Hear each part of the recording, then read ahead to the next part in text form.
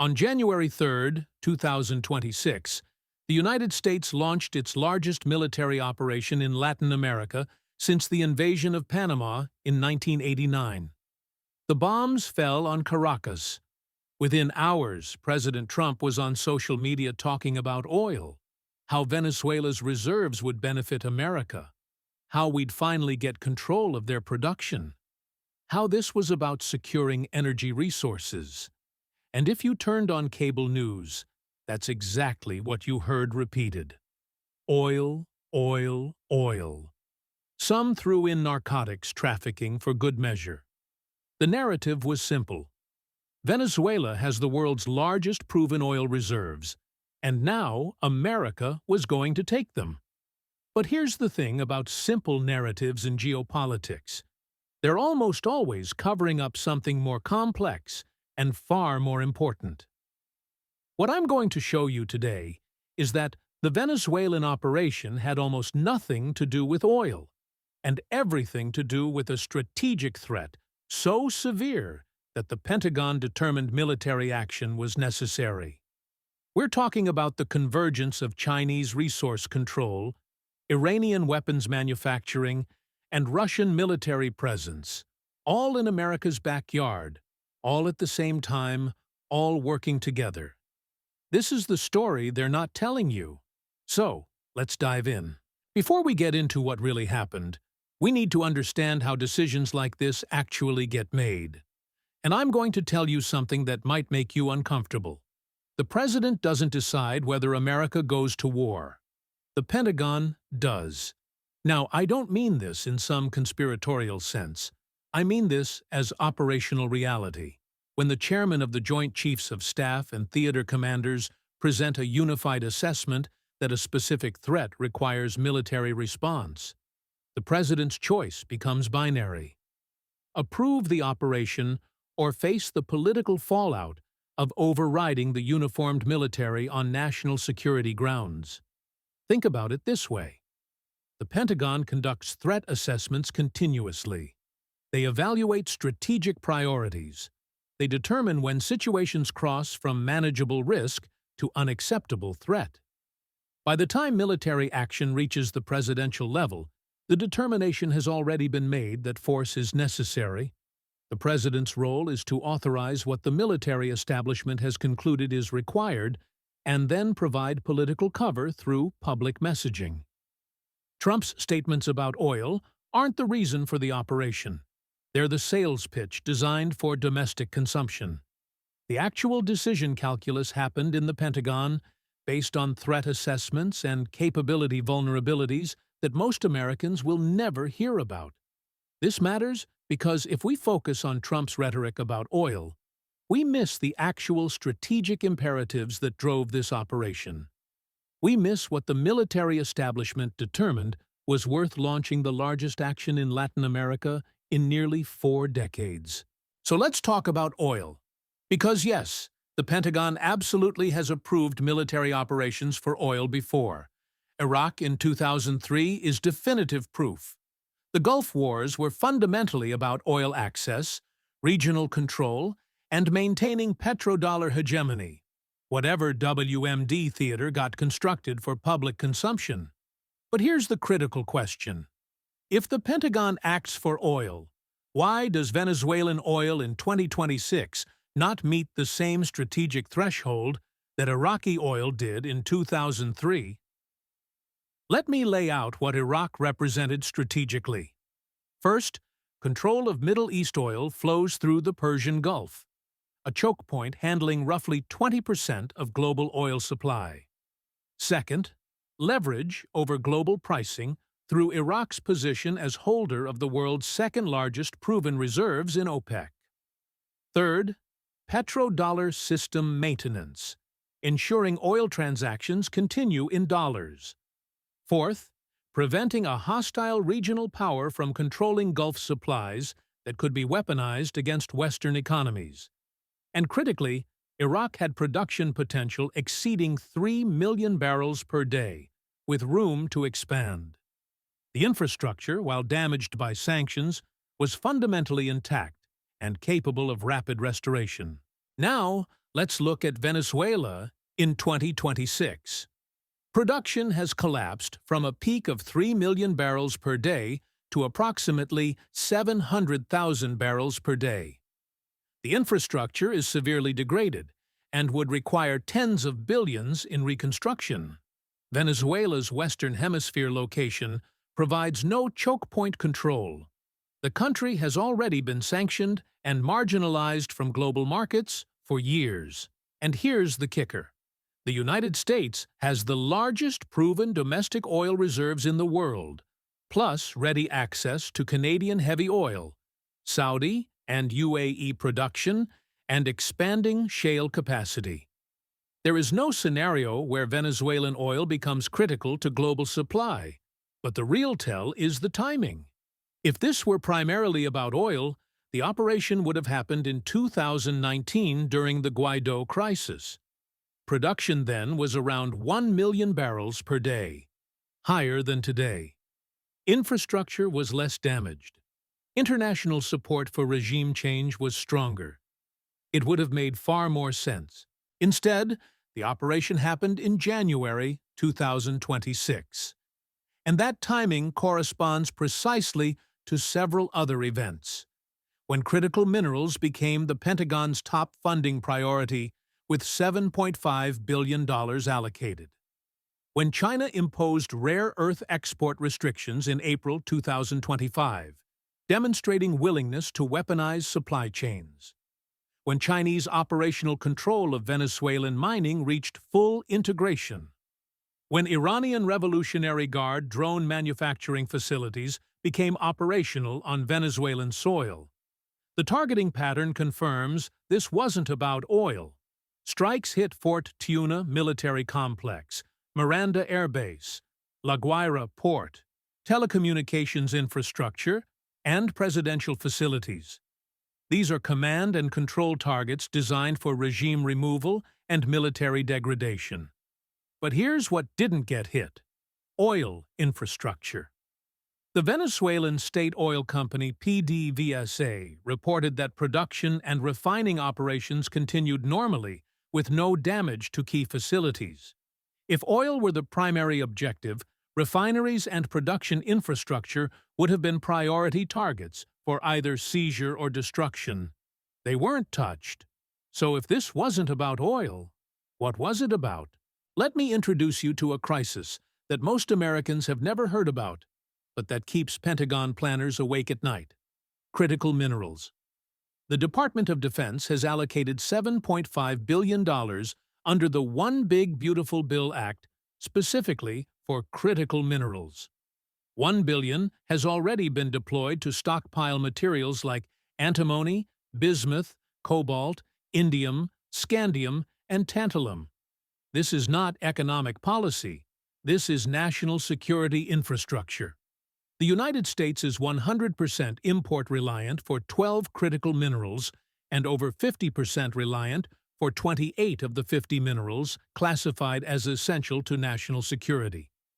These materials are not interchangeable. They cannot be substituted. They form the irreducible foundation of modern weapons systems. Let me give you concrete examples. Neodymium is required for permanent magnets in missile guidance systems. Without it, precision-guided munitions don't work. Tantalum is essential for capacitors in radar equipment. Without it, you don't have functioning radar. Cobalt is necessary for superalloys in fighter jet engines. Without it, your jets can't fly. And here's where it gets really problematic. China controls between 60 and 95% of global processing capacity for most critical minerals. More critically, China processes 91% of rare earth elements globally. Think about what that means. When the Pentagon needs materials for weapon systems, those materials pass through Chinese refineries. Beijing controls a choke point in American weapons production. And in April 2025, China demonstrated its willingness to exploit this leverage. In retaliation for U.S. tariffs, Beijing imposed export restrictions on rare earths. This was a shot across the bow, a demonstration that China can turn off the spigot whenever it finds it strategically convenient. The Pentagon's stockpiling initiative targets the exact materials found in Venezuela's southern mining regions. Tantalum received $100 million in procurement funding. Antimony secured $245 million. Cobalt warranted $500 million. These aren't market purchases to save money. These are strategic reserve acquisitions designed to ensure weapons production continuity during supply chain disruption. The fact that the Pentagon allocated this funding demonstrates that critical minerals have been elevated to the same strategic priority tier as ammunition and fuel. In the 20th century, wars were fought over oil because oil powered militaries and economies. In the 21st century, wars will be fought over critical minerals because critical minerals enable advanced weapons systems that determine military superiority. So what does Venezuela have? Back in 2009, Hugo Chavez understood what he possessed. He announced that Venezuela held vast reserves of coltan, which he termed blue gold. He explicitly connected it to African conflicts, noting wars fought over this mineral used in long-range rockets. The Orinoco mining arc spans 111,000 square kilometers across Bolívar and Amazonas states. It contains documented deposits of coltan, which is tantalum ore, cassiterite, which is tin ore, rare earth elements, bauxite, gold, and speculative lithium reserves. Let me explain why these materials matter militarily. Coltan is essential for manufacturing tantalum capacitors used in every advanced electronic system, military communications equipment, missile guidance computers, radar systems. Rare earth elements enable the permanent magnets required for precision-guided munitions, aircraft actuators, and electromagnetic systems. Cassiterite provides tin for solder in all electronics assembly, including defense systems. Bauxite feeds aluminum production for aerospace applications. These aren't theoretical deposits. Investigative reporting has documented Chinese buyers operating directly at mining sites in Bolívar State. The Venezuelan government established official collection centers in Los Pijiguaos and Morichalito, specifically for cassiterite, coltan, nickel, rhodium, and titanium. The Maduro regime designated these as strategic resources under state control, with Chinese buyers integrated into official operations from the start. This isn't mining in the traditional commercial sense. This is strategic resource extraction under foreign operational control. Now, let's talk about how China turned Venezuelan minerals into a strategic weapon against the United States. The supply chain from Venezuelan mines to Chinese refineries operates through both formal and informal channels. But the key is that Chinese buyers exercise operational control at the extraction source. Here's how it works. Minerals extracted in the Orinoco Arc move by river and air transport to Colombian border towns, then to Bogotá for smelting into refined bars. These materials get relabeled under incorrect tariff codes, transforming raw ore into processed classifications that obscure origin. Final export occurs through Colombian ports, destined for Chinese processing facilities. Once Venezuelan minerals blend with Colombian or Brazilian ore in these intermediary steps, tracing origin becomes effectively impossible. This laundering mechanism allows Venezuelan minerals to enter legitimate global supply chains, including those feeding U.S. defense contractors. Let that sink in. Pentagon weapons systems are potentially incorporating materials extracted under Chinese buyer supervision in Venezuelan territory, then processed in Chinese refineries controlled by Beijing. But it gets worse. Chinese buyers don't operate at arm's length through market transactions. They coordinate directly at the mining sites with Colombian guerrilla groups, ELN and FARC dissidents who control physical security, and Venezuelan state security who facilitate transport using official government vehicles. One miner described seeing Chinese operatives and ELN commanders eating together, buying material together, and getting off the helicopter together. This isn't commercial activity. This is integrated operational control, where Chinese buyers work directly with armed groups and state officials to extract strategic minerals.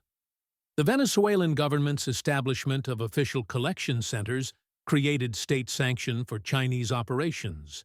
These aren't informal smuggling networks.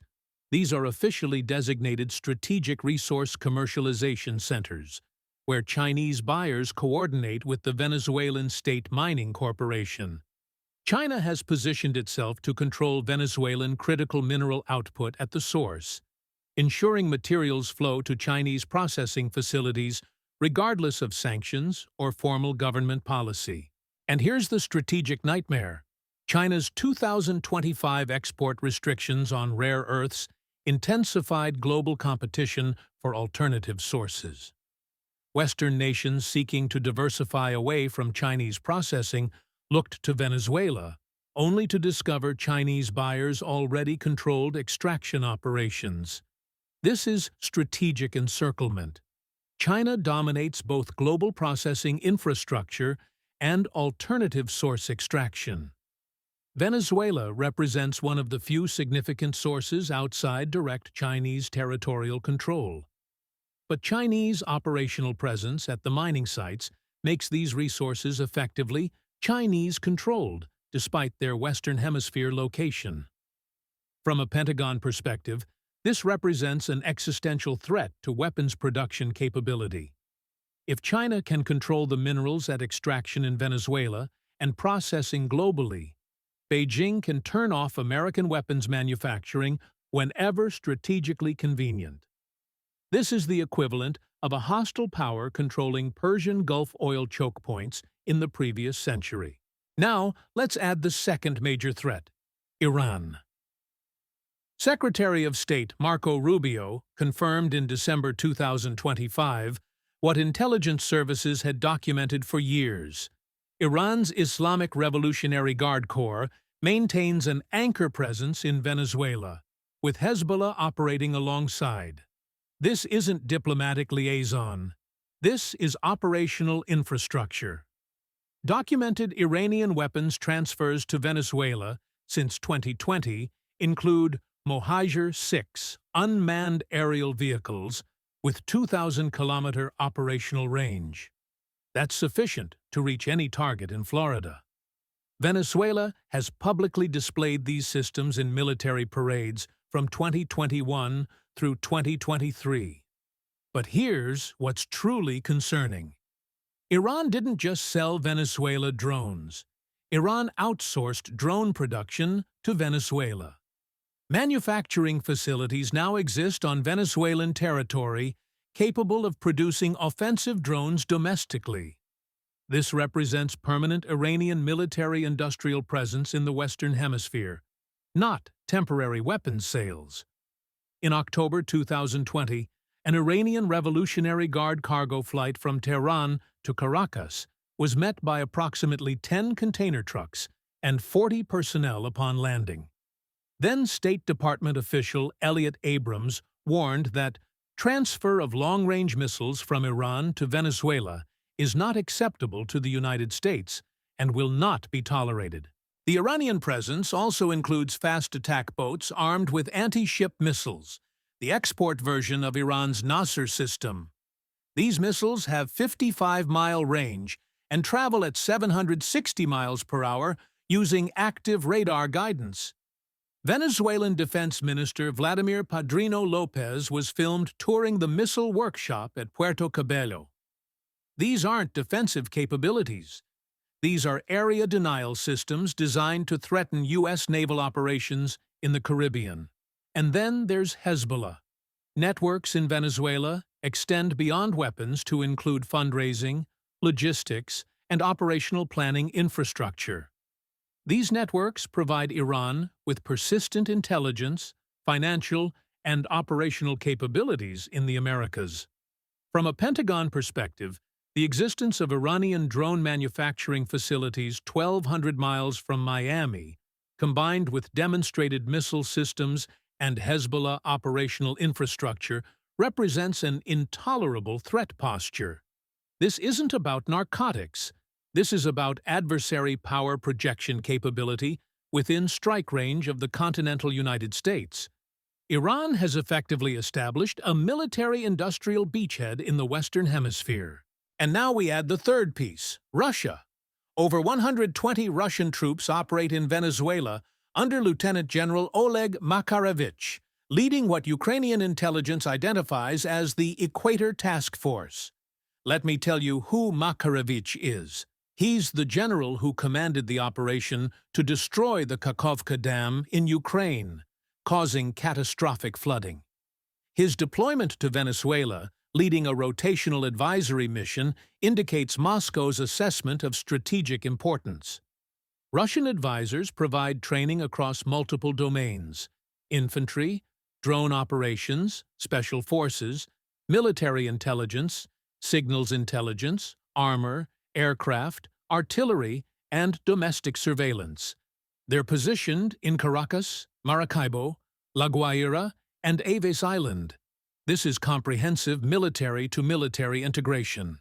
Venezuela's military operates Russian-supplied Sukhoi Su-30 fighters armed with Kh-31 anti-ship missiles, the same systems that forced U.S. Navy planners in the 1990s to develop specific countermeasures.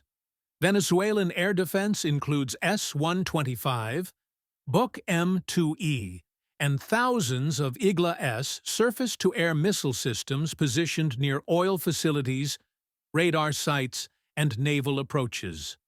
Russian radar arrays and Chinese communication relays create what military planners call a contested electromagnetic spectrum. U.S. forces cannot assume undetected operations or unjammed communications. This is anti-access area denial infrastructure in the Caribbean, 1,200 miles from American territory. Russian cargo flights continue delivering military equipment. Venezuelan officials have requested assistance refurbishing fighters and acquiring additional missile systems from Moscow. The strategic calculation is straightforward. Russia is establishing military infrastructure, training networks, and operational familiarity in America's strategic backyard, exactly as the United States has done in Russia's near abroad. The difference is proximity. Venezuelan territory sits far closer to the continental United States than Ukraine sits to Western Europe. So now let's put all three pieces together because this is where it gets really important. The Pentagon approved this operation because Venezuela presented a convergence of strategic threats from all three major U.S. adversaries that exceeded the threshold for military action. These aren't separate threats that just happen to coexist in the same geography. These are integrated operations where each adversary's presence reinforces the others. Chinese communication systems support Russian radar arrays. Iranian weapons manufacturing benefits from Chinese supply chain infrastructure. Russian military training enhances Venezuelan capability to protect Chinese mining operations and Iranian production facilities. China embedded operational control at mining sites where critical minerals essential to weapons manufacturing are extracted. These materials flow through laundering networks to Chinese processing facilities that control 91% of global rare earth refining. China demonstrated willingness to weaponize this supply chain through 2025 export restrictions. Iran established drone manufacturing facilities with 2,000-kilometer strike range covering Florida and the entire Caribbean. Combined with Hezbollah networks, anti-ship missiles, and fast attack boats, Iran created offensive capability 1,200 miles from the continental United States. Russia deployed over 120 military advisors, providing comprehensive training in signals intelligence, drone operations, and special forces. Russian radar arrays combined with Chinese communication relays create contested electromagnetic spectrum in the Caribbean. The three adversaries are mutually reinforcing each other's operational effectiveness on Venezuelan territory. This is coordinated adversary presence in America's backyard. From a Pentagon perspective, this convergence transformed Venezuela from a problematic narco state into a strategic threat that exceeded tolerance thresholds. The operation targeted all three threats simultaneously. Regime removal eliminates the political framework that invited and protected Chinese resource capture, Iranian Revolutionary Guard manufacturing presence, and Russian military integration. Military strikes degrade Iranian drone production infrastructure and Venezuelan offensive capabilities supported by Russian systems. Capture of Maduro and key officials disrupts the corrupt networks that facilitated Chinese buyer access to mining sites, weapons transfers, and Russian advisor deployment. Post-operation control allows the United States to reconfigure mineral extraction under conditions that prevent Chinese processing, monopolization, dismantle Iranian manufacturing facilities, and expel Russian advisors. This isn't about seizing resources for profit. This is about denying all three major adversaries access to strategic assets and removing their combined military presence from the Western Hemisphere. Think about it this way. Iraq was about ensuring oil flows remained under conditions favorable to U.S. strategic interests. Venezuela is about ensuring critical mineral flows remain under conditions favorable to U.S. weapons production and denying adversaries military presence in the Caribbean. Both operations share the same fundamental logic: secure access to irreplaceable strategic resources, deny adversaries leverage over critical supply chains, remove threats to American military capability and homeland security. The oil narrative persists because it provides simple explanation for public consumption and builds on established precedent from Iraq. People understand oil. The story has been told before, but the reality is more complex and more threatening. Venezuela became the only location in the Western Hemisphere where all three major U.S. adversaries established simultaneous operational presence. China controlled critical mineral extraction essential to weapons manufacturing. Iran manufactured offensive weapons systems within strike range of American territory. Russia integrated military advisory missions and air defense systems. This convergence exceeded the Pentagon's tolerance threshold for strategic risk. Critical minerals are the foundation of modern weapons systems in the same way that oil access was the foundation of 20th-century military operations. Chinese monopolization of processing creates supply chain vulnerability equivalent to hostile control of Persian Gulf choke points. Chinese operational control at extraction sites in the Western Hemisphere represents strategic encirclement.